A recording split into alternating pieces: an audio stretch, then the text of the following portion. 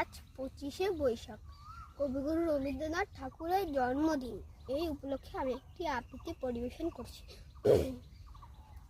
আগমন রবীন্দ্রনাথ ঠাকুর।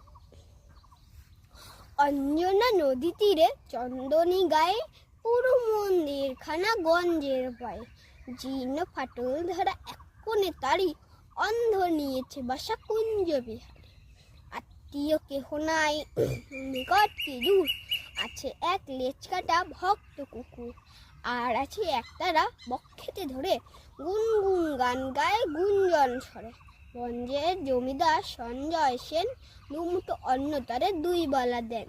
সাতকড়ি ভঞ্জের মস্ত দালান, কুঞ্জ সেখানে করে প্রত্যুষে গান। হরি